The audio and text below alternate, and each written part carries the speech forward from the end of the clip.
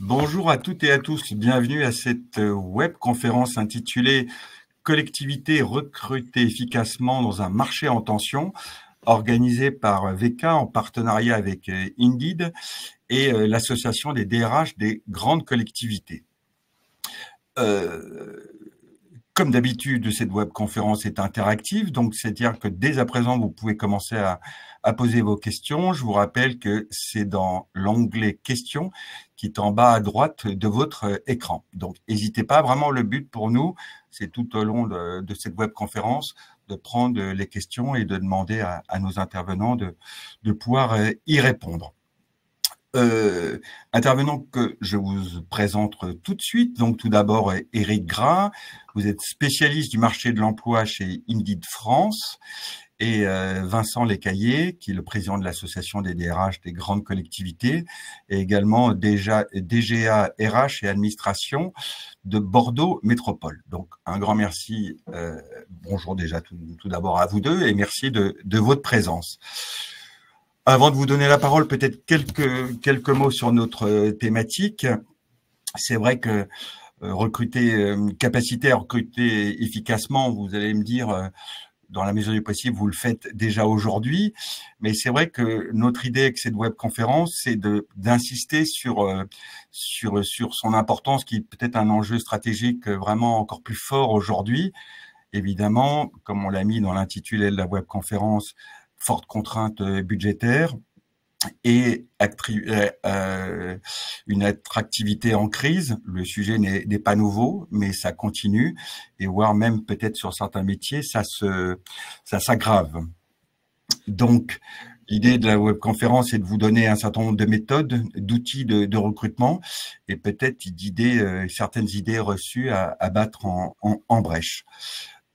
Sur le premier point, sur cette attractivité qui est toujours en crise, je ne vais pas rentrer trop dans le détail, mais peut-être vous donner 2-3 chiffres que je trouve intéressants il y a plusieurs baromètres qui existent sur les collectivités, mais le dernier en date de fin janvier, c'est le baromètre Horizon, qui est fait cette année pour l'ensemble des associations d'élus membres de la coordination des employeurs territoriaux, comme je vous disais, publié fin janvier.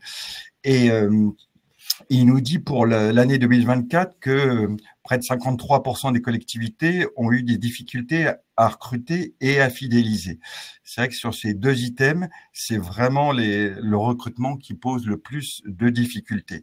Donc, constat pas nouveau, mais qui s'aggrave quand même de quelques points. Et l'autre donnée quand même importante, c'est de voir que ce constat vaut surtout pour les grandes collectivités. Donc là, on atteint des chiffres assez impressionnants quand même. Un chiffre de plus de 94% de difficultés pour les villes de plus de 20 000 habitants. Donc quand même un chiffre très élevé. Également, l'autre chiffre que j'ai pris aussi, c'est pour les plus grandes intercommunalités. C'est difficile pour toutes les intercos, mais encore plus pour les communautés d'agglomération et les métropoles. C'est un chiffre de plus de 80%. Donc, vous voyez, c'est quand même des chiffres assez massifs. Et peut-être un dernier chiffre, parce que ça va étayer aussi nos débats, de voir l'importance des stratégies RH des collectivités pour effectivement dans leur stratégie de recrutement. Et on verra, je sais que Éric Gras voudra en dire un mot, j'imagine, mais on voit l'important de l'information, qui est le premier item qui arrive dans les réponses. Et elle vient juste après toutes les questions de qualité de vie au travail.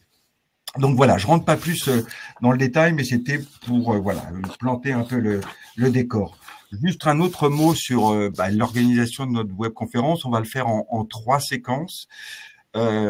Donc, recrutement dans un marché en tension, on va faire un focus sur les nouvelles attentes des candidats et surtout quel levier pour y répondre.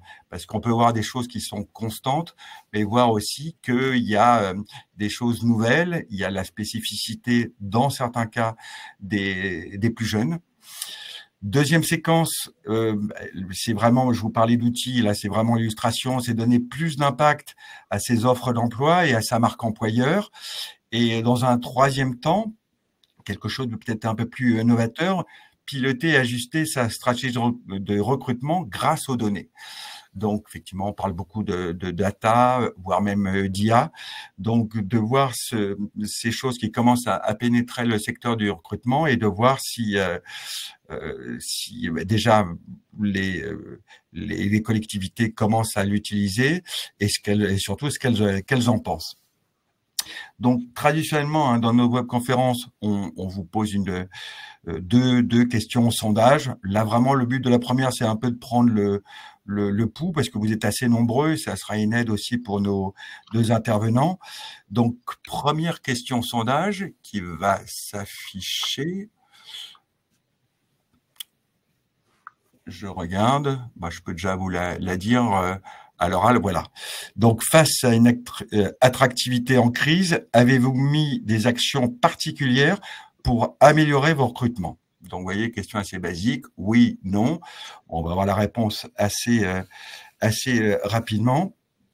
Et sinon, moi, je vous propose de démarrer tout de suite par ce que j'ai appelé la première séquence, les nouvelles attentes des candidats et quels leviers pour y répondre. On n'a pas encore la réponse. Éric Grain, je m'adresse à vous tout d'abord, de voir, parce que c'est vrai qu'on parle souvent de la jeune génération et on peut avoir l'impression que les aspirations sont extrêmement différentes. Mais il y a aussi des points communs. J'aurais envie de vous demander quels sont un peu les points communs des choses de constantes, quelque part, qui sont les mêmes qu'on ait moins de 30 ans ou plus de 50 ans dans les recrutements. Déjà, bonjour Philippe, bonjour Vincent et bonjour à tous ceux qui nous regardent. Moi, je déteste l'opposition des générations qui est un peu systématique.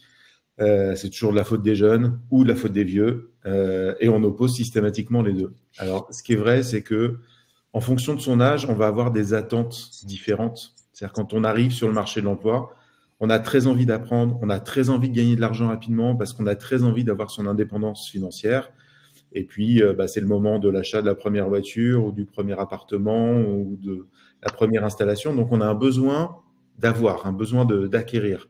Quand on devient parent adulte, on a besoin d'un équilibre vie pro, vie perso un peu plus important parce qu'on a quelque chose qui arrive dans notre vie qui s'appelle un enfant et qui font changer un peu nos priorités.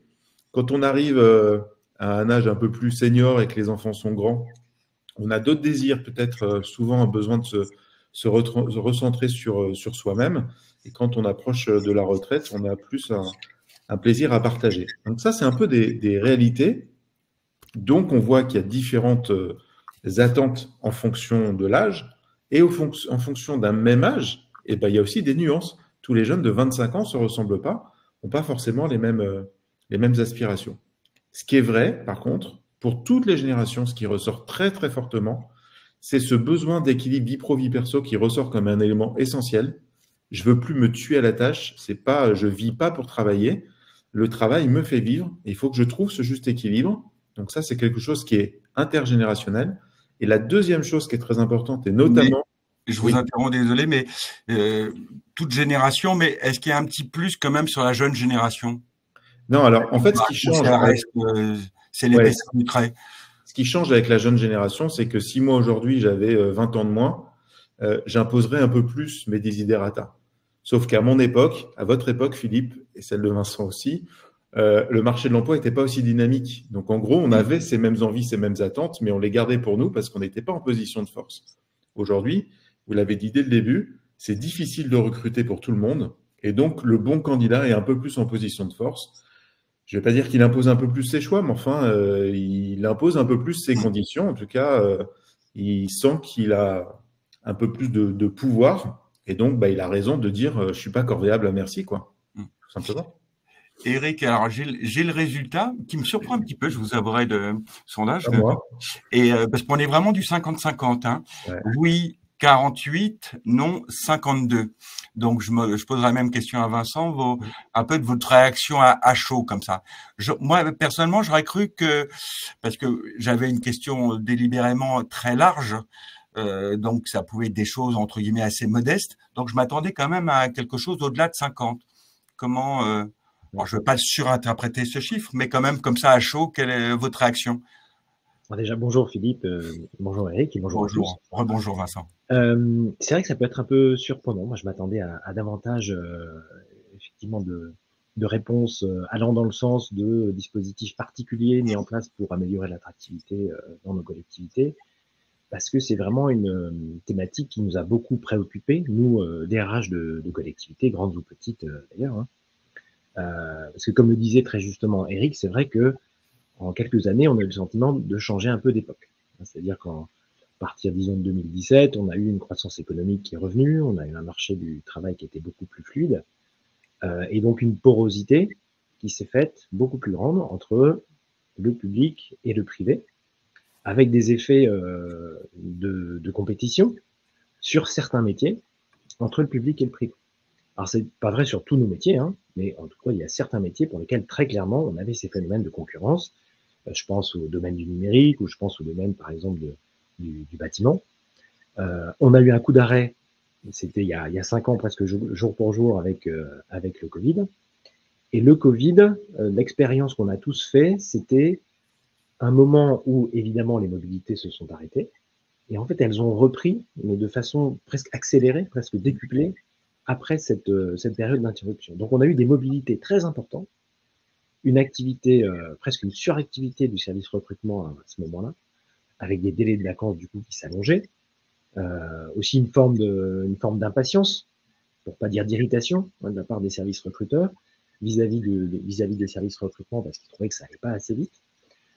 Et puis là aussi, retournement de conjoncture avec un contexte géopolitique qui a radicalement changé, une inflation qui a aussi refait son apparition et qui a figé un petit peu plus le marché du travail et qui a donc un peu fait baisser la fièvre en termes de mobilité, en termes de taux de rotation et de turnover. Donc par rapport à tout ça, et si je reprends votre question et votre étonnement, Philippe, sur les résultats du sondage, effectivement, dans cette période qui a été très, très bousculée, moi je pense qu'il y a beaucoup de collectivités qui sont interrogées sur ce qu'était ce que voulait dire l'attractivité pour elles, ce qu'était la mise en place d'une marque employeur, par exemple, c'est un thème qui est beaucoup arrivé dans nos discussions professionnelles, des stratégies de marketing qui pouvaient se mettre en place pour à la fois attirer et fidéliser dans nos collectivités, avec des expériences très, très intéressantes, très inspirantes, qui ont lieu un peu partout sur le territoire national. Et je trouve d'ailleurs qu'une conférence comme celle que vous proposez aujourd'hui permet justement d'essayer de partager ça, puisque l'idée c'est de partager des expériences un peu concrètes et pratiques entre collectivités. J'ai demandé aussi à Eric aussi sa réaction aux chiffres et ça vous met aussi un petit peu la pression, si je puis dire, c'est que il y a une attente, c'est pas juste pour info, hein, là il y a une attente aussi peut-être d'outils, hein, qu'on rentre un peu dans le détail. Alors moi je suis pas surpris, paradoxalement, c'est-à-dire que si on avait posé la question de la prise de conscience, je pense qu'on serait à pas loin de 90% de prise de conscience qu'il faut faire les choses différemment. Dans la vraie vie, en effet, il y a une personne sur deux qui a mis des choses en place. Le changement, c'est perturbant et Vincent vient de le souligner. En fait, tout a été très vite. Donc, le changement, il a été un peu contraint. Et donc, c'est compliqué quand on est dans une organisation où il y a des habitudes de faire changer les choses, de changer d'outils, de changer de pratique. Ça n'implique pas que soi-même. Hein. Donc, les fonctions RH, la plupart du temps, sont pleinement conscientes qu'il faut faire bouger les lignes. D'autres fonctions plus opérationnelles n'ont pas encore vraiment pris conscience de la réalité dans laquelle on est aujourd'hui. Donc, en fait, il faut embarquer tout le monde avec soi. Et quand on est au sein d'une collectivité, faire bouger aussi le maire, le député maire, le président d'agglo, etc. C'est aussi compliqué. Voilà, il y a plein de choses à faire changer. Quand on a fonctionné de la même façon depuis 25 ans ou plus, c'est pas simple. On a déjà parlé équilibre vie professionnelle, vie personnelle, que c'est une des choses très importantes. Peut-être votre réaction aussi, Eric, là-dessus. Ça veut dire, on va le faire plus dans la deuxième partie, mais déjà peut-être un mot sur la façon de le mettre en avant dans les offres d'emploi, dans le type de recrutement, parce que c'est loin d'être anecdotique. On parlait tout à l'heure du Covid, on voit aussi qu'il y a eu une forte accélération aussi depuis la période du Covid. Au-delà d'une tendance de fond, mais on va dire que le Covid, le post-Covid, a donné un coup d'accélérateur. Ouais, en fait, l'objectif, j'intervenais hier dans une radio à ce sujet, on parlait beaucoup du télétravail. En fait, c'est la fin de la culture du présentéisme. C'est-à-dire qu'on veut être efficace et c'est pas parce qu'on est 8 heures dans un bureau qu'on est efficace, on le voit tous. Et parfois, on a des contraintes perso. Je reprends l'exemple des enfants parce que ça va parler au plus grand nombre, mais vous avez un enfant qui est malade. Est-ce que vous êtes obligé de prendre une demi-journée de congé pour aller chez le médecin? Ou est-ce que votre manager peut pas dire pars 1 heure plus tôt, il n'y a pas de souci? La notion en plus de service public a toujours été comme ça, sauf qu'on a du mal à l'écrire, on a du mal à le dire. C'est quand il faut mettre un coup de collier et travailler un peu plus, on travaille un peu plus. Contrairement à l'image d'Épinal qu'on a des fonctionnaires qui respectent les horaires à la lettre, beaucoup font bien plus que leurs horaires, mais ils attendent aussi du côté des managers de la reconnaissance. C'est le deuxième point dont je voulais parler tout à l'heure. Il y avait une question à ce sujet. Donc, l'équilibre vie pro-vie perso, la deuxième chose, c'est la reconnaissance. Et dans la reconnaissance, avec cet équilibre vie pro-vie perso, ça va de pair. OK, quand tu as besoin de moi, il faut que je travaille plus, je travaille plus. Mais si j'ai besoin, pour des raisons personnelles, de partir une demi-heure, 1 heure plus tôt un jour, il faut que le manager soit capable de le faire. Bien sûr, ce n'est pas possible pour tous les métiers dans tous les services, mais globalement, quand même, c'est possible d'avoir un peu de souplesse vis-à-vis de ses collaborateurs. Et ça, comment on le met en avant, justement, durant un entretien? On explique ça, la façon de... Non, c'est déjà trop tard. C'est déjà trop tard, l'entretien. Donc, s'il y a du télétravail possible, par exemple, il faut le mettre. Et ensuite, alors, marquer noir sur blanc qu'on peut quitter 1 heure plus tôt, plus tard, c'est très compliqué, ça, je l'admets. Il y a un truc magique qui s'appelle la marque employeur. Donc, travailler sa marque employeur, toutes les collectivités, toutes les entreprises peuvent avoir une page entreprise sur Indeed, qui existe d'ailleurs sûrement déjà, où il y a des notes et des avis. Et donc, ça, c'est assez nouveau aussi, parce qu'avant le Covid, on en parlait peu, même si ça existait déjà, parce que la marque employeur, ça existe depuis 20 ans.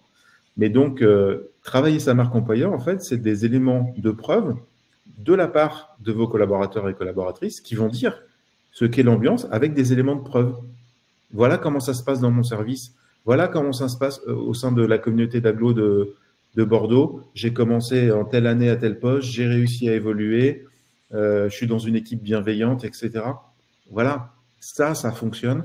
Et aujourd'hui, il y a à peu près 9 candidats sur 10, avant d'accepter une offre d'emploi, avant même le premier entretien, ils vont aller voir justement les notes et les avis de ce qui se dit sur votre organisation. Donc, c'est hyper important de travailler ça. Oui, vous me l'aviez dit, ça. Il y avait même un chiffre qui montrait que c'était massif, c'était près de 95%. 93, ouais. 93, donc c'est massif. Vincent, peut-être une réaction je pense que vous partagez ce constat, ce besoin de reconnaissance.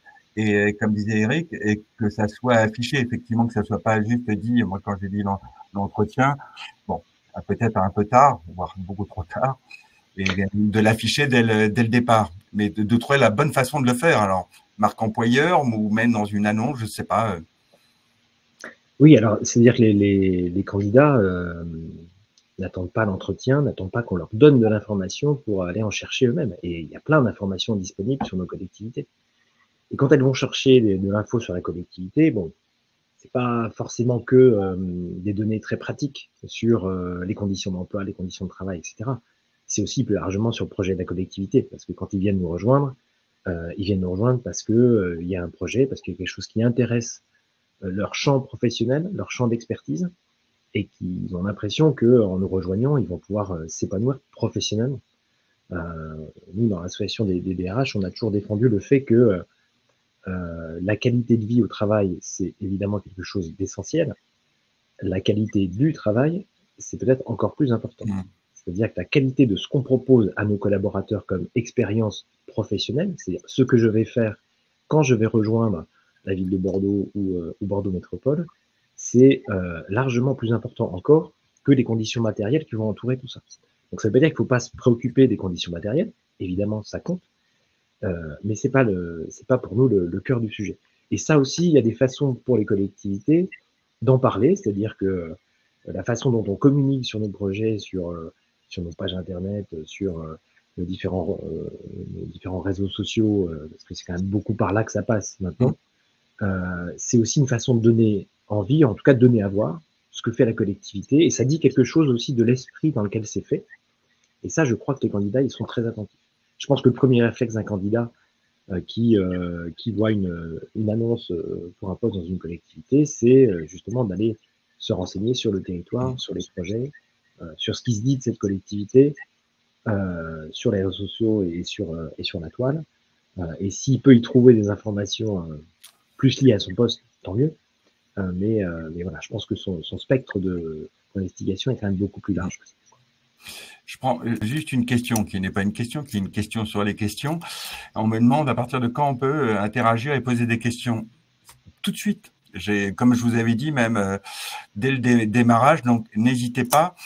Vraiment, notre idée, c'est de prendre vos questions, pas avec un décalage, de se dire on fait ça à la fin de la webconférence, c'est de les prendre tout au fil de l'eau et des fois un peu quasiment dans la foulée de l'intervention de l'un ou l'autre. Et donc vraiment, n'hésitez pas, dès à présent, vous pouvez poser vos questions. Petite, moi j'en ai une, j'en manque pas, j'en ai trop même de questions. Une sur tout à l'heure ce que disait Eric sur beaucoup de points de commun finalement entre les générations. Effectivement, on a l'impression que des fois il y a d'énormes différences, et peut-être pas tant que ça. Mais quand même sur un point particulier. Je pense sur c'est comment le dire, sur la valeur travail, sur le sens, et on voit que c'est important pour tout un chacun, c'est sûr, mais peut-être encore plus pour la jeune génération. Peut-être quelques mots là-dessus de vous deux. Je sais pas si on commence par Vincent, après Eric. Alors, moi, je rejoins tout à fait Eric sur l'idée que moi, je pense pas non plus que ce soit une question de génération, hein. C'est-à-dire qu'on a pris quelques exemples. Quand on regarde tous les âges de la vie, on a des collaborateurs qui aujourd'hui ont envie d'avoir du temps pour faire autre chose que leur travail, c'est-à-dire que ça ne prenne pas toute la place dans leur vie.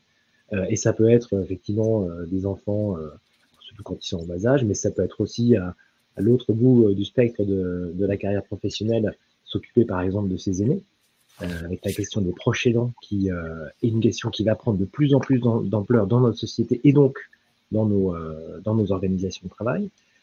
Et ça peut se traduire aussi par des organisations de travail sur lesquelles on a des tendances à une forme presque... Alors, souvent on dit d'individualisation, mais moi je préfère parler de termes de personnalisation. C'est-à-dire que quand on est jeune professionnel et qu'on n'a pas encore de vie de famille, voilà, on a sans doute plus de flexibilité qui permet par exemple d'envisager des sites de travail sur 4 jours. Donc, vous savez que certaines collectivités ont tenté ce genre d'expérimentation. Ça veut dire qu'on est prêt à faire des journées de travail plus longues, mais ramassées sur 4 jours pour avoir des week-ends plus longs. Et ça peut correspondre à un âge de la vie. Il y a d'autres âges de la vie dans lesquels on est plus rythmé par les temps scolaires en particulier. Et ça veut dire qu'on a sans doute besoin de travailler plutôt sur 5 heures avec des horaires un peu plus restreints en termes d'amplitude. Et notre boulot, nous, en tant qu'employeurs, c'est alors d'écouter ces demandes-là, de voir comment on peut les accueillir. Et ça, pour des employeurs publics, c'est vraiment quelque chose qui culturellement n'est pas évident du tout, puisque on a dans la fonction, dans la manière dont c'est construit la fonction publique française, on a cette idée de l'équité de traitement, on a cette idée de se dire que les préoccupations personnelles, on les laisse à la porte du travail. Vous vous souvenez qu'on disait ça il y a encore quelques années. Maintenant, c'est plus comme ça que ça se passe. Donc, il faut qu'on arrive à les accueillir. Il faut aussi qu'on arrive à convaincre nos managers de faire ça, parce que c'est pas forcément évident pour eux non plus, qui n'ont pas toujours non plus grandi dans cette culture-là managériale, de se dire, il faut que j'offre un cadre peut-être un peu plus souple à mes collaborateurs pour accueillir ces éléments plus personnels qui, qu'on le veuille ou non, font partie de notre société et viennent un peu infuser nos collectifs de travail, quoi. C'est pas toujours possible, et il restera quand même toujours cette exigence du service public, et notamment les questions de continuité de service, qui reste très importante. Et voilà, nous, notre rôle de DRH, c'est un peu d'être médiateur dans tout ça, pour voir quel équilibre on peut trouver dans tous les collectifs de travail.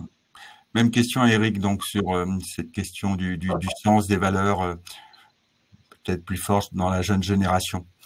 Vous le ressentez aussi? Oui. Alors clairement, on parle beaucoup de. Moi, je préfère parler d'engagement d'ailleurs que de rétention des talents, etc. Et pour avoir des collaborateurs engagés, il faut en effet que ça aille au-delà du simple métier, la notion de sens dont parlait Vincent tout à l'heure, et notamment dans les collectivités, souvent, il y a des métiers qui ont un peu plus de sens. C'est-à-dire qu'en faisant la même chose, même sur des métiers manuels entre le secteur public et le secteur privé, il y a une notion de sens collectif qui devient évident. Encore faut-il le mettre en avant, ce qu'on n'a pas l'habitude de faire, parce qu'on partait du principe que travailler dans le service public, c'était quelque chose de bien. Donc, il faut apprendre à communiquer, ce qui est un peu nouveau, communiquer et valoriser tout ça. Et en effet, à salaire équivalent, voire à salaire inférieur, certains vont choisir des jobs à mission, ce que j'appelle des jobs à mission, parce que à chaque fin de journée, quand j'ai travaillé à nettoyer ou à mettre en état les routes de mon département, je vois le fruit de mon travail. Voilà, il y a tout un tas de métiers qu'on ne connaît pas d'ailleurs, forcément, qui existent sur les collectivités territoriales. Donc, c'est quelque chose qui est très important et qui monte progressivement chez les jeunes. Mais il ne faut jamais occulter d'abord les éléments de base. C'est est-ce que le travail est justement rémunéré? Donc, il y a quand même un besoin de juste rémunération. Pas forcément la plus importante, mais c'est le ratio entre la rémunération, la pénibilité, qu'est-ce que ça me coûte, etc., d'y aller. La mobilité géographique, qui est un point qui s'est considérablement accentué, où là aussi, pour le coup, vous avez peut-être des avantages à mettre en avant par rapport au secteur privé. Et le troisième point, c'est est-ce que je suis capable de faire ce job, tout simplement. Donc ça, c'est les trois choses essentielles du bas de la pyramide de Maslow, avant de parler de sens, etc. C'est vraiment les choses les plus essentielles. Et j'avais une question précise à vous poser, avec des différences un peu de perception de l'un et l'autre. Mais voilà, une question se pose. Donc, en plus, là, on parlait de sens au travail. Pouvez-vous donner des exemples de communication permettant de donner du sens au travail? Eric, vous l'avez fait un petit peu en parlant notamment d'agents des routes. Mais ça, c'est sur le constat. Mais comment communiquer dessus? Alors, sur les routes, moi, je remarque beaucoup des fois ça c'est peut-être le basique, de campagnes de communication, on met en valeur les agents. Aujourd'hui, j'ai envie de dire quasiment toutes les collectivités le font, ce qui n'était pas du tout le cas à une époque, avec des fois des beaux portraits. Mais au-delà de ça, est-ce que vous voyez d'autres exemples de communication qui est en rapport avec le sens au travail? Alors moi, j'en ai un qui est tout simple et entre guillemets déjà qui va rien vous coûter si ce n'est du temps. C'est déjà l'offre d'emploi. C'est le premier vecteur de communication quand vous recrutez qui est vu par le plus grand nombre. Avant même d'aller sur un site internet, avant même d'aller sur les pages entreprises où il y a les notes et les avis, votre offre d'emploi, il faut vraiment y accorder du soin. Donc, il faut vraiment la rédiger pour donner envie sans trahir la vérité, d'accord ? Et c'est là où on va déjà parler de sens. On disait tout à l'heure, oui, je vais en parler à l'entretien. L'entretien, c'est trop tard. Il faut déjà susciter de l'intérêt dès le début. Et le meilleur moyen de donner du sens, de donner envie sur raconter ce qu'est vraiment le métier, plutôt que de faire un copier-coller d'une fiche de poste, ce qui est souvent ce à quoi ressemblent les offres d'emploi, et donc ça ne donne pas envie, interrogez les gens qui occupent ce métier. Donc, je parlais de ceux qui travaillent sur les routes, par exemple. Vous prenez 3, 4, 5 personnes, vous les interrogez comme des ambassadeurs, vous dites, voilà, raconte-moi ton métier, comment t'en parles autour de toi. Vous faites une synthèse de ça. Déjà, ils vont être fiers de parler de leur métier. Vous prenez des gens qui ont des âges différents, des expériences différentes. Vous faites une synthèse de ça, vous le mettez dans l'offre d'emploi, vous allez voir que ça marche à chaque fois parce que c'est des mots justes, ce sont leurs propres mots. Et après, vous rajoutez les critères d'horaire de travail, de nature de contrat, de salaire, etc. Mais juste sur la notion de sens, quand on aime son métier, quand on en parle autour de soi, la première chose qu'on fait, c'est qu'on en parle de façon courte, en mettant en avant ce qui nous rend fiers de faire ce métier. Donc ça marche à chaque fois. Vincent, même question, en quelques mots, si c'est possible. Oui, alors un exemple, je pense qu'effectivement, faire parler les agents de leur métier, c'est la meilleure façon de valoriser le service public et ce qu'ils font pour nous, quoi. Donc nous, l'expérience qu'on a conduite là, c'est on fait aussi des portraits d'agents qu'on a mis sur la tour de Bordeaux Métropole à Bordeaux, qui d'ailleurs un travail interne fait par nos photographes, qui était vraiment un travail de grande qualité. Et puis on est allé un petit peu plus loin que ça, c'est-à-dire qu'on a fait un livre on a fait un livre avec des portraits d'agents, parce qu'on s'est dit que c'était important déjà de leur donner la parole. Et puis, on a essayé de le faire avec un esprit qui finalement essayait de capter vraiment le message brut qu'ils avaient à nous donner, de retoucher le moins possible leur témoignage pour garder leurs mots, pour garder une forme d'authenticité et de sincérité au témoignage qu'ils nous livraient. Et ça fait un résultat vraiment très intéressant. Et moi, je ne manque pas une occasion de le donner quand j'ai des visiteurs qui viennent me voir ou qui viennent d'autres collectivités ou d'autres administrations.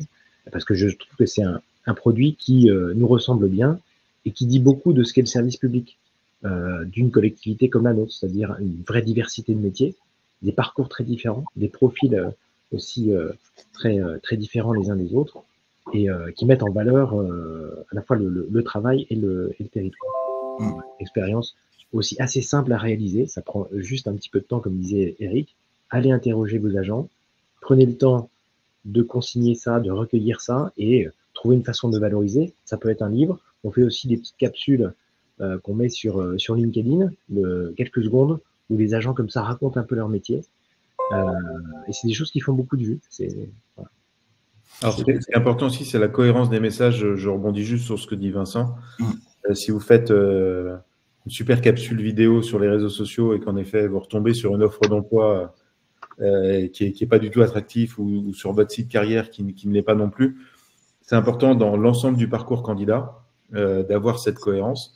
Les réseaux sociaux, ça marche bien pour sensibiliser.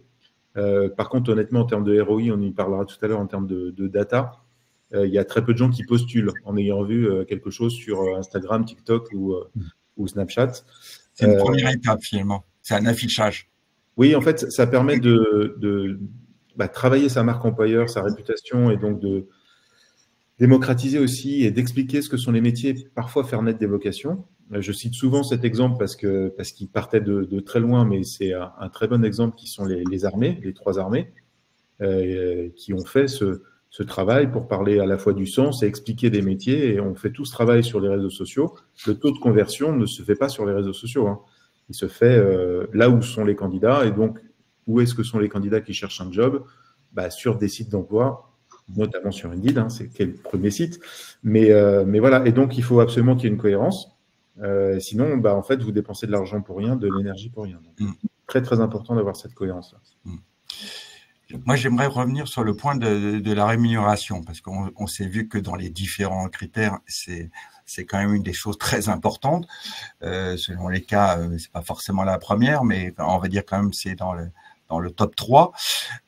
Donc là, dans nos échanges préparatoires à cette webconférence, j'ai eu et c'est ça que je trouve super intéressant, 2 témoignages assez différents. Et justement, moi, je trouve que ça serait intéressant d'avoir un échange entre vous. C'est vrai que Eric, vous me disiez, pour vous, c'est vraiment très important de l'indiquer, parce que des employeurs peuvent se dire, on sait les contraintes dans la fonction publique et particulièrement dans la territoriale, et certains se disent ça risque d'être un frein. Vous me disiez, vous avez eu des cas où c'est même l'inverse, qu'à la limite, vous avez plus de candidatures quand la rémunération est indiquée. Alors, c'est pas juste la rémunération, hein, c'est tout ce qu'on se disait aussi. Tout ça est entouré d'autres éléments qui effectivement placent la rémunération dans un contexte plus global. Ouais. Alors, la rémunération, il faut l'expliquer. Je fais toujours le parallèle avec le monde de l'immobilier. Si vous allez voir un agent immobilier, vous dites que vous recherchez tel type de maison ou d'appartement, etc., la première question qu'il va vous poser, c'est quel budget? Après, la localisation, etc., systématiquement. Et jamais vous arriverez à vous projeter, jamais l'agent immobilier va se projeter s'il n'y a pas la question du budget. Le candidat, c'est exactement la même chose. Ce qui nous fait vivre, notamment si je suis en poste et que je veux changer de poste, je sais que je gagne aujourd'hui 2000 € brut par mois. Il faut que je me projette à peu près là-dedans parce que j'ai des charges, j'ai une vie. Et donc, pour se projeter, j'ai besoin de cet élément de rémunération. Ça ne veut pas dire que alors, idéalement, bien sûr, je cherche toujours à gagner plus, mais ça ne veut pas dire que je vais choisir un job avec le meilleur salaire, mais c'est une des composantes importantes et indispensables. Et justement, dans nos données, chez Indeed, on se rend compte que la même offre d'emploi qui n'affiche pas le salaire perd 80% de clics, 80% de vues. C'est-à-dire que Vous perdez 80% des candidats qui ne regarderont même pas votre offre d'emploi parce qu'il n'y a même pas de fourchette de rémunération. Donc, c'est indispensable. Et en effet, quand on a préparé ça ensemble, Philippe, nous, on constate 25% d'augmentation de candidatures ciblées. Donc, vous gagnez du temps aussi. C'est-à-dire qu'un candidat qui postule sur une offre où il n'y a pas la rémunération parce qu'il dit, tiens, il y a du sens, le job a l'air sympa, etc. Il a toujours en tête, ça va être payé combien, je ne sais pas, je ne sais pas, je ne sais pas, jusqu'au premier ou deuxième entretien, parce que des fois, on n'en parle même pas au premier entretien. Et là, il y a une déception quasi systématique parce que quand on n'en a pas parlé dès le début, qu'est-ce qu'on se fait? On se fait une idée de la reine, qui est rarement la bonne. Et donc, vous avez fait perdre du temps aux candidats, vous avez perdu du temps, vous, recruteurs, etc. Donc, autant être clair dès le début. Au moins, les candidats postulent en connaissance de cause. Ça évite aussi les négos, c'est clair.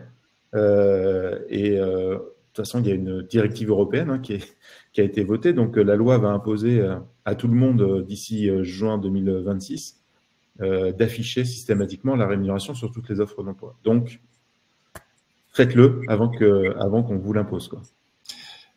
Vincent, justement, quand on a échangé sur le sujet, je vous sentais beaucoup plus prudent, disons. Alors, peut-être pas à rien indiquer, mais ou d'indiquer peut-être juste le régime indemnitaire, interrogatif. Et on a bien des questions dessus. On voit qu'on touche à un sujet sensible. Évidemment. Je vous le donnerai après. Ouais.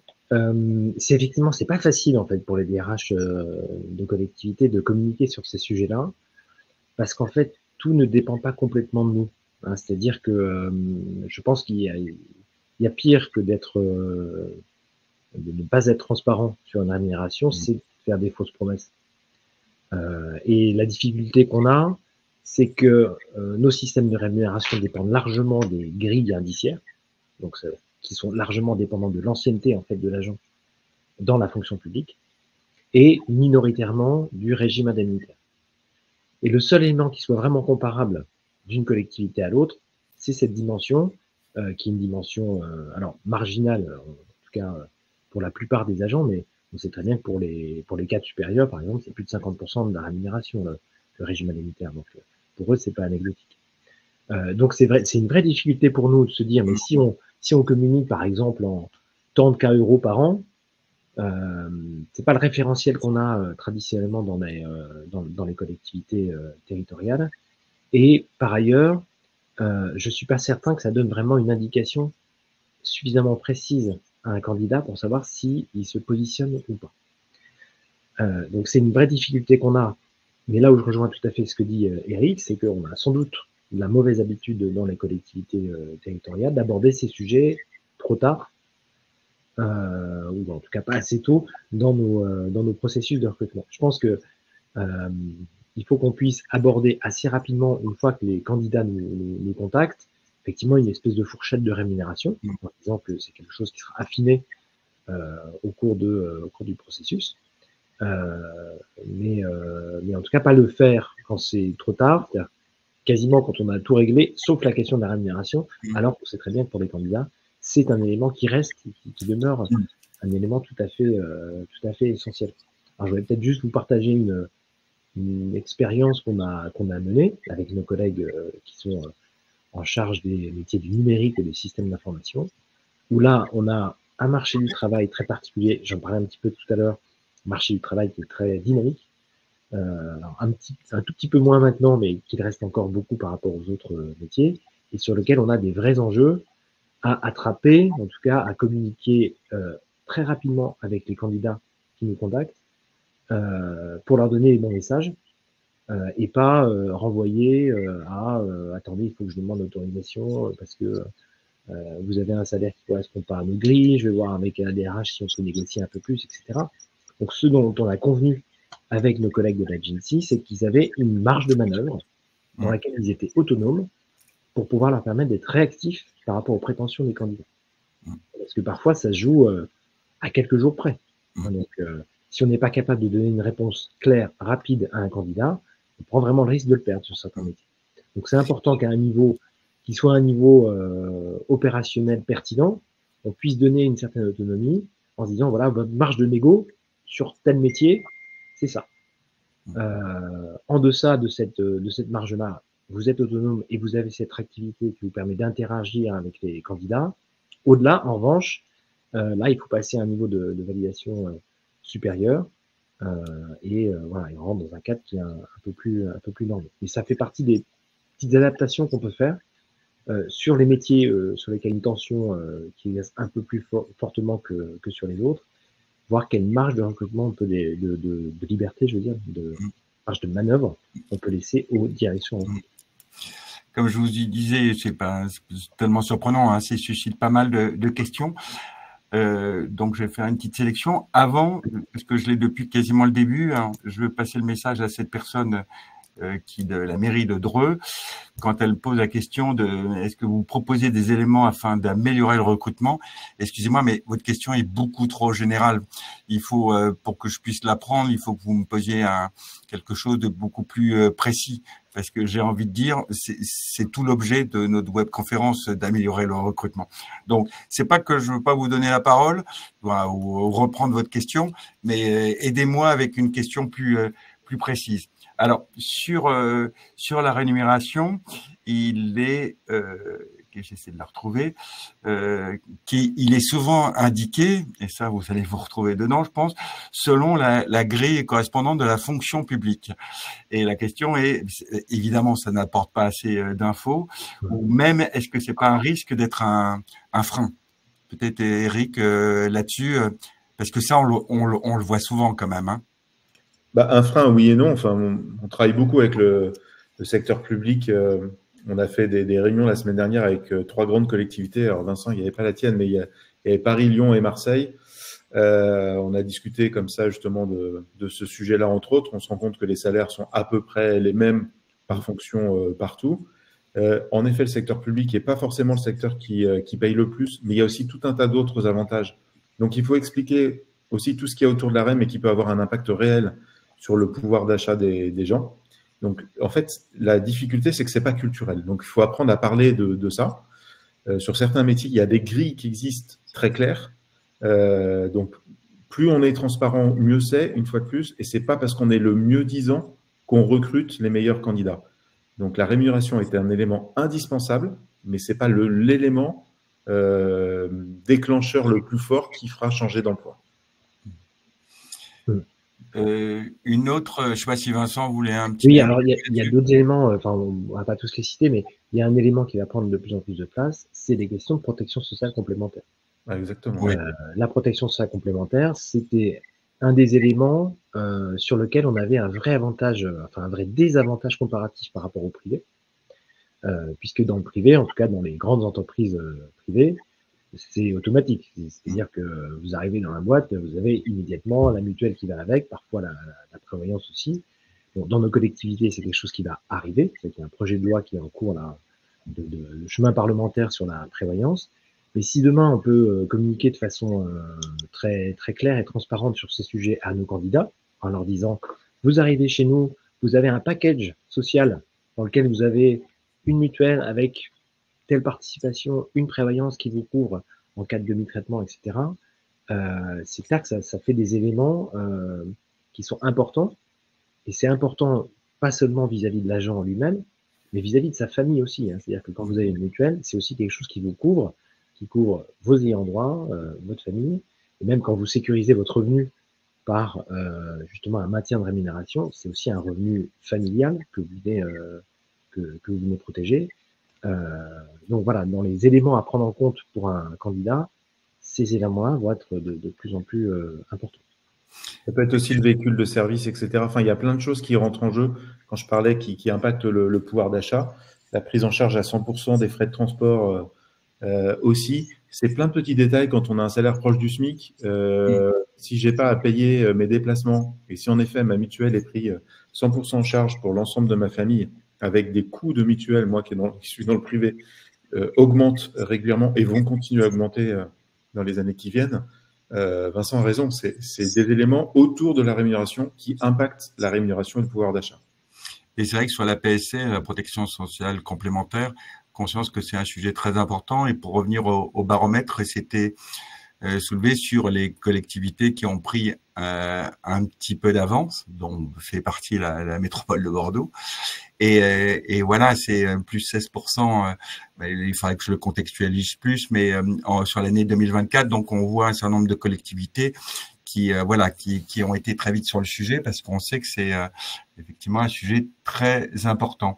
Alors, il y a une question par rapport à ce que vous avez dit, Eric, tout à l'heure, parce que je pense que ça a interpellé quand, j'essaie de la retrouver, vous disiez justement la rémunération va être obligatoire dans les annonces. Alors, il y a une demande de précision là-dessus. Avez-vous la date et les références législatives qui l'imposent?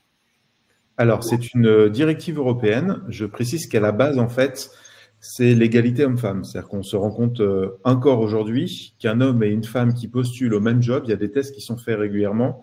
On propose en moyenne 20% de salaire en moins à une femme qu'à un homme pour le même poste. Donc, l'objectif de cette directive européenne, c'est de dire, au sein de l'Europe, on va être transparent sur les salaires et donc, chaque métier correspond à une rémunération en fonction, bien sûr, de sa seniorité. Et donc, il faut une transparence des salaires, c'est-à-dire qu'il faut que dans toutes les entreprises et organisations, pour chaque métier, il y ait une grille des salaires qui soit établie. Et donc, on ne recrute plus et on ne paye plus les gens en fonction de leur type, de leur origine, de leur âge, de leur sexe. Voilà, c'est très clair. Donc ça a été voté printemps de l'année dernière et on a jusqu'en juin 2026 pour le mettre en application. Donc l'État français faut une transposition, oui. Voilà, à quelques mois encore pour transposer cette loi. Donc d'ici un an, ça sera obligatoire, en gros d'ici un an pour tout le monde. Ça reste un avantage concurrentiel. En gros, il y a un an, on avait à peu près un tiers des offres qui affichaient la rémunération. On est un peu plus de 50% aujourd'hui, donc on voit que ça évolue vite. Donc, plus vous serez en retard justement dans l'affichage de rémunération sur vos offres d'emploi, plus vous serez marginalisé parce que ça devient la norme. Je regardais un peu les questions. C'est vrai que là, il y en a dans tous les sens. On va essayer d'en prendre quelques-uns, mais il faut qu'aussi on avance. On est déjà rentré. Là, je suis plus sur la seconde séquence, même si on l'a déjà commencé, donner plus d'impact à ces offres d'emploi. Tout d'abord, parce que depuis tout à l'heure, on parle beaucoup d'offres d'emploi. Ce que vous m'aviez dit, Eric, c'est que l'offre d'emploi classique reste très, très majoritairement l'outil aujourd'hui le plus utilisé. Mais l'idée, c'est effectivement, c'est de le moderniser. On a donné déjà plusieurs illustrations, mais effectivement, peut-être de revenir en quelques mots sur cette offre d'emploi qui est toujours l'outil classique, disons, toujours utilisé. C'est 80% des recrutements, et même quand il y a de la cooptation ou d'autres systèmes de recrutement, des salons, etc., souvent ça renvoie vers l'offre d'emploi et vers un parcours de candidature.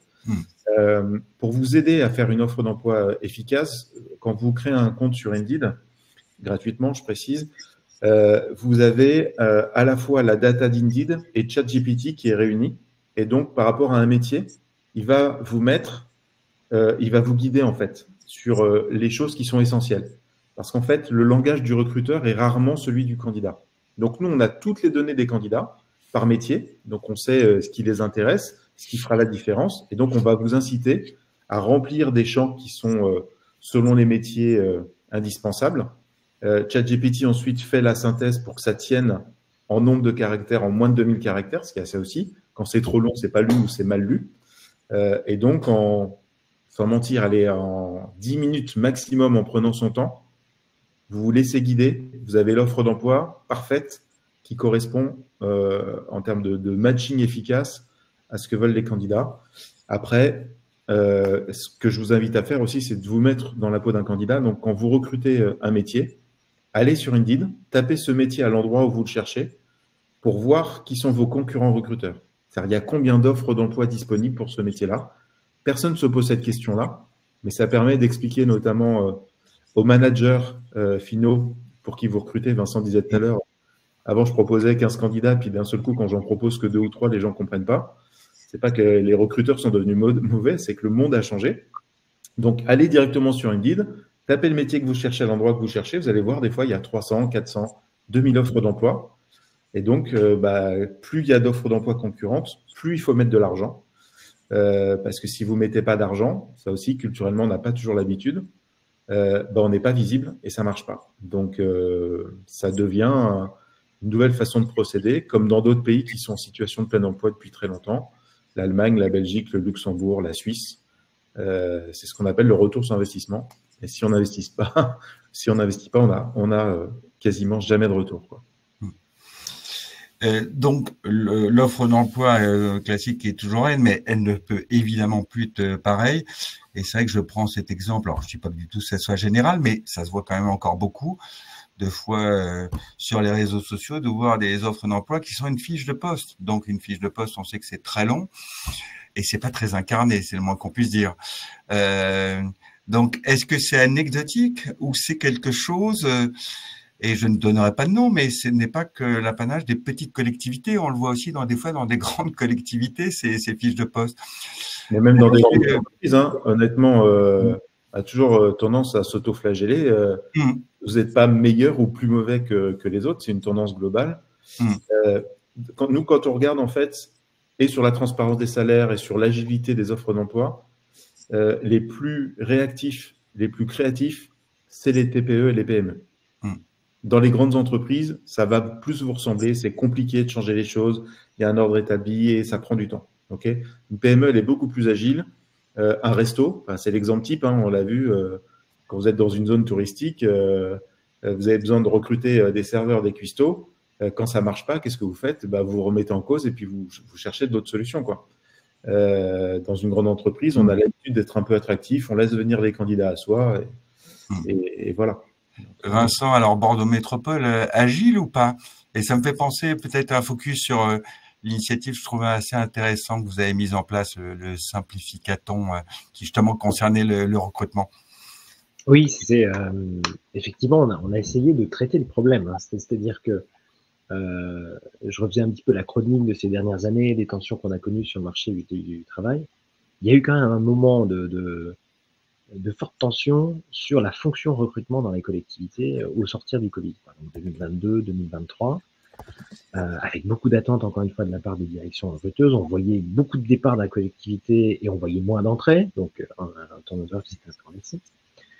Donc, on a essayé de se poser les bonnes questions et d'essayer aussi d'emprunter une méthode un peu différente, inspirée d'un autre univers professionnel que celui d'une collectivité territoriale, c'est-à-dire voir comment on pouvait, avec ce qu'on fait lors d'un hackathon, traiter la question du recrutement ou voir comment l'expérience du recrutement,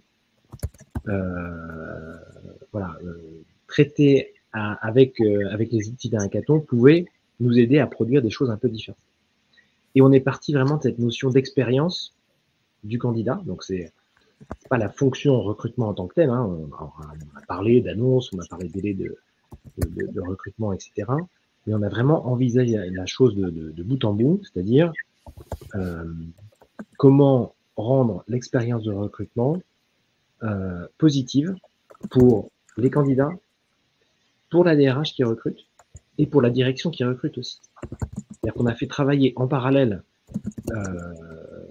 6 groupes de travail, et dans chacun de ces groupes, il y a des gens qui portaient effectivement la casquette de l'employeur, les versions RH, des gens qui portaient la casquette de la direction qui recrute, et puis des gens qui venaient jouer le rôle de candidats qui l'avaient été parfois récemment, donc qui avaient été récemment recrutés dans la collectivité et qui étaient encore capables de convoquer des souvenirs très frais de la façon dont ils avaient vécu. Et on s'est rendu compte qu'en réalité, c'est bien l'ensemble du process qu'il faut traiter, c'est-à-dire avant le recrutement, pendant le recrutement et après. Avec cette idée de se dire, on a 48 heures pendant lesquelles on fait bosser les gens, on leur apporte du contenu, parce qu'ils n'ont pas forcément tous le même niveau d'information sur comment ça fonctionne le recrutement. Au sortir de ces 48 heures, on a prototypé 6 solutions qui vont nous permettre de gérer les choses un peu différemment, en tout cas de tenter des choses sur notre fonction de recrutement. Et on a, alors sur la phase amont par exemple, la phase amont, on a une solution qui finalement était assez simple, mais parfois c'est le plus simple qui est le plus révolutionnaire, c'est de se dire, mais on a besoin de quelqu'un pour s'occuper de cette marque employeur, on va dire. On a personne dont c'était réellement la fonction, on a des gens qui s'en occupaient, il y a le service recrutement qui s'occupait de ça, mais le métier du service recrutement, c'est de recruter. On a la communication interne qui s'occupe de ces questions de fidélisation, d'expérience du collaborateur. Et puis il y a la communication externe qui, elle, parle au reste du monde, à notre environnement. Donc c'est en mettant ensemble ces trois fonctions qu'on a travaillé la question de marque employeur, mais sans réellement aboutir. Tout le monde avait envie de faire, mais en fait on n'y arrivait pas vraiment parce qu'il manquait de ressources. Autre, et je vois qu'il y a une question là dans le chat de Sophie Pitance, si je dis bien son nom, qui nous parle de délais de publicité qui sont trop longs et de candidats qui se désistent. Ça fait partie des irritants qui ont été repérés dans le cadre dans la phase amont du hackathon, du simplificathon, en se disant comment on peut faire en sorte que le délai de publication soit un temps utile pour le recrutement. C'est-à-dire qu'une fois que j'ai lancé mon hameçon sur Indeed ou sur une autre plateforme, qu'est-ce que je peux faire pour s'assurer que effectivement on va avoir des candidats qui vont l'avoir et qui vont être intéressés, qui vont éventuellement nous contacter. Et donc ça a pris la forme. Alors on a fait ça en fin d'année 2023, donc c'était l'époque du calendrier de l'Avent. En fait, ils nous ont proposé un calendrier de l'Avent où chaque jour le manager avait une action à faire pour stimuler son recrutement.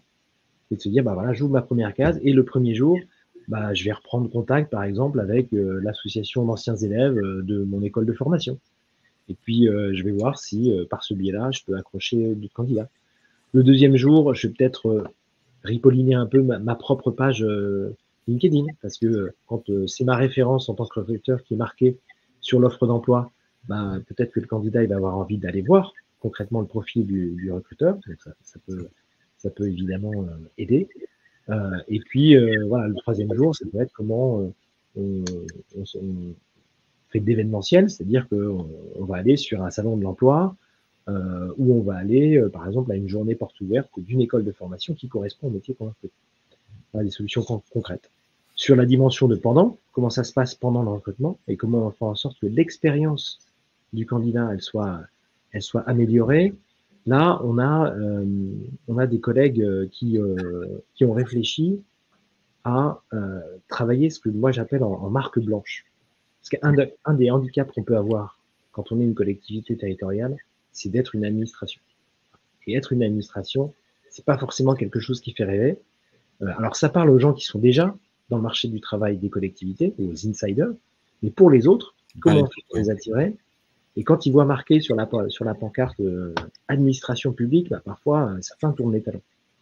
Donc, l'expérience qu'ils ont imaginée, c'est celle qui est allée le plus loin, c'était finalement de proposer à des candidats de venir découvrir, non pas notre administration, mais les métiers qu'on propose.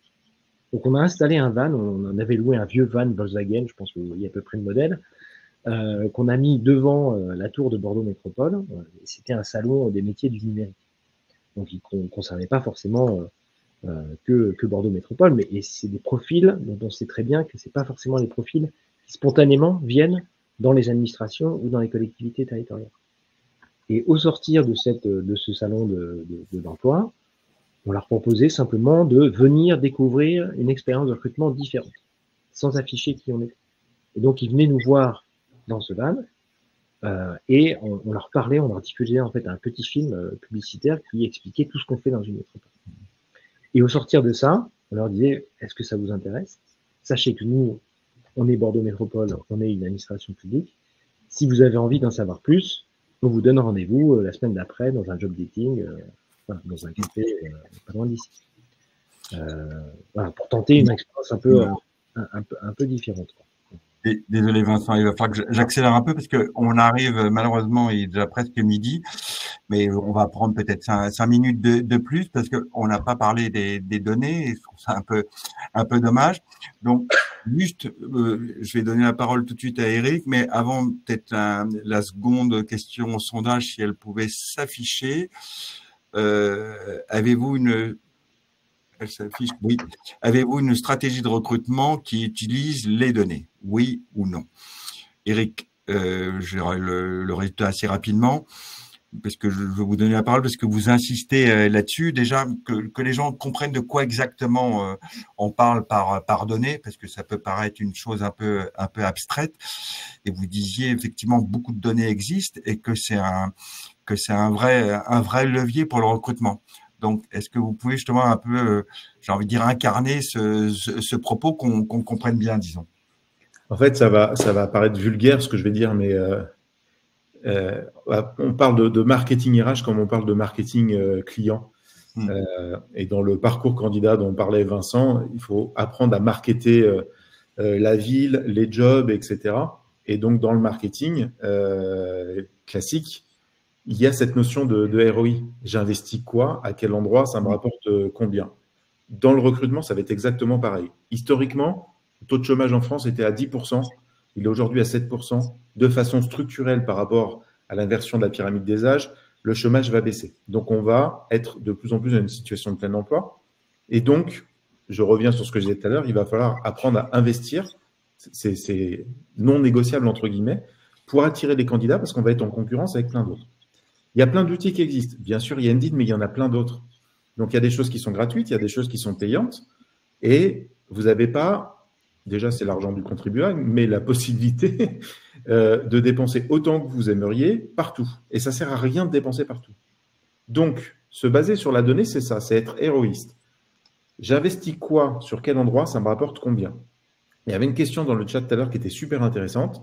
C'est vrai que la plupart des entreprises dans le secteur privé ont ce qu'on appelle des ATS. Donc, c'est Application Tracking System, qui permet donc de traquer, de savoir d'où viennent les candidatures. Donc, vous faites des salons, des forums. Si vous n'avez pas un ATS, si vous n'avez pas les moyens de vous payer un ATS, eh ben, il y a un ATS magique qui s'appelle Excel. C'est vraiment à l'ancienne, il faut tout saisir à la main, mais potentiellement, c'est de se dire, OK, là, j'ai investi de l'argent, parce que quand on fait un salon, on investit aussi du temps et de l'argent. J'investis sur Indeed, je mets 150 €. Est-ce que pour 150 €, je réussis à recruter ou pas? Mon recrutement m'a coûté combien? Je mets la même chose sur Monster, sur Le Bon Coin, sur HelloWork, sur LinkedIn, etc. Il faut le faire, ce travail. Et il faut le faire impérativement parce que sinon, vous n'arriverez pas à demander des budgets pour recruter. Et si vous n'avez pas de budget demain pour recruter, vous n'arriverez tout simplement pas à recruter. Donc, c'est hyper important de choisir des prestataires qui ont de la donnée, qui partagent la donnée avec vous, éventuellement d'avoir des outils qui vous aident, parce que ça va être indispensable dans les mois et dans les années qui viennent. Vincent, une réaction là-dessus, très courte, hein, si c'est possible. C'est vrai que quand on a échangé dessus, vous étiez, j'ai envie de dire, interrogatif.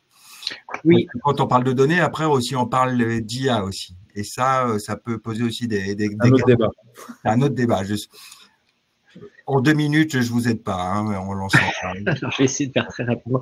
Effectivement, en termes d'intelligence artificielle, je pense qu'il y a d'autres domaines de la RH sur lesquels c'est peut-être plus facile de démarrer sur des cobots, en tout cas des logiciels d'intelligence artificielle qui vont nous aider dans notre travail.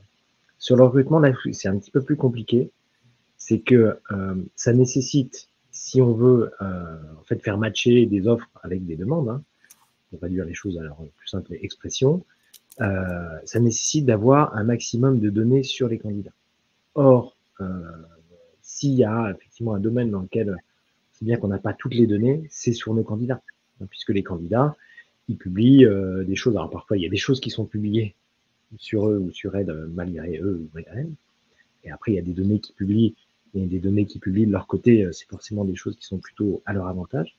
Donc aujourd'hui, j'ai du mal à imaginer, ça ne veut pas dire que ça n'arrivera pas, mais j'ai du mal à imaginer ce qui pourrait remplacer la rencontre en elle-même. C'est-à-dire un temps de rencontre, alors c'est pas forcément un entretien de recrutement formel tel qu'on les connaît, mais en tout cas, à un moment donné où il y a bien deux personnes qui se rencontrent, qui dialoguent, qui échangent et qui arrivent à une décision qui est toujours une décision mutuelle d'ailleurs. Hein, c'est je veux te recruter, mais de l'autre côté, c'est je veux venir ou je veux pas venir.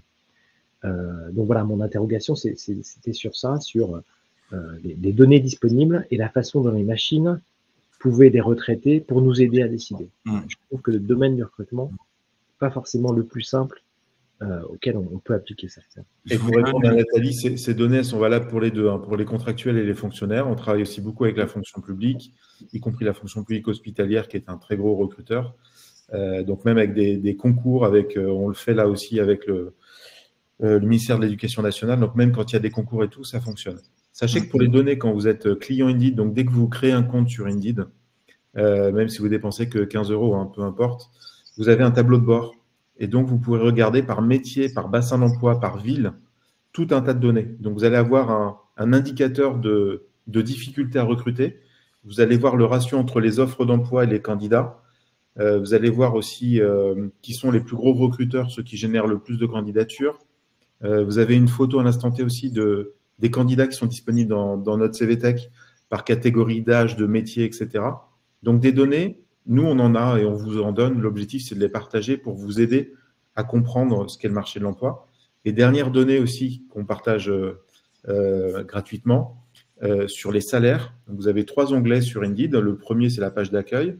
Vous avez le deuxième qui sont donc les pages entreprises où il y a les notes et les avis. Et il y a un troisième onglet qui s'appelle salaire, où on va répertorier tous les salaires, moyenne des salaires. Donc, par métier, vous tapez le métier pareil, une zone géographique, ça vous donnera la moyenne des salaires pratiqués et ça vous donnera un ordre d'idée parce que souvent, on a toujours l'impression qu'on paye moins que les autres et au final, ça permet de se rassurer. Donc, cette phrase, quand je me regarde, je me désole, quand je me compare, je me rassure, elle se vérifie souvent. Je vous donne juste le chiffre du sondage. On se doutait que le oui serait pas majoritaire, mais il est quand même très très bas. Il est à 9%. Ah oui. Avez-vous une stratégie de recrutement qui utilise les données? Donc non, 91%. Donc il faut, à mon avis, il faut continuer d'évangéliser sur le sujet. Et surtout que ça évite les biais parce qu'on a plein de croyances dans le monde du recrutement et en fait les outils, la façon de fonctionner, les investissements qu'on faisait hier ne sont pas forcément les bons aujourd'hui, ils ne seront pas les bons demain. Donc, se baser sur la donnée, c'est quelque chose qui est factuel et qui devient indispensable. Je suis désolé, malheureusement, il va falloir qu'on arrête là. Désolé, parce que il y a beaucoup de questions.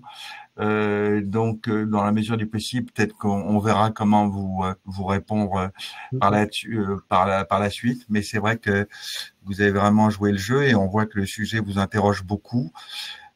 Pour cette webconférence, comme d'habitude, on va vous envoyer un lien pour le replay. Ça devrait être fait dans la journée. Donc, je tiens à remercier vraiment nos 2 partenaires pour cette webconférence, Indeed et l'association des DRH des grandes collectivités et ces 2 intervenants. Je tiens aussi à remercier en régie, ici, elles ont un rôle très important, Cynthia Nguyen et Alicia Cousin.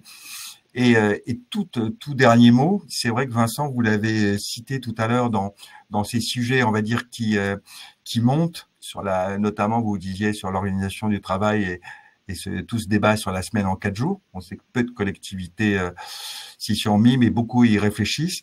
Et nous organisons une webconf d'actu ce vendredi à 12h. Donc, je vous invite à nous rejoindre avec... c'est ce que le syndicat des DG vient de publier, une étude assez documentée sur le sujet. Donc, je vous invite à nous rejoindre ce vendredi. Donc, vraiment, un grand merci à tous les 2. Et il nous aurait fallu une autre heure, mais c'est un grand classique. On avait beaucoup de choses à dire. Et on va désolé à toutes les questions auxquelles on n'a pas pu répondre. Merci beaucoup. Merci beaucoup. Et à bientôt. Merci, au revoir. Au revoir.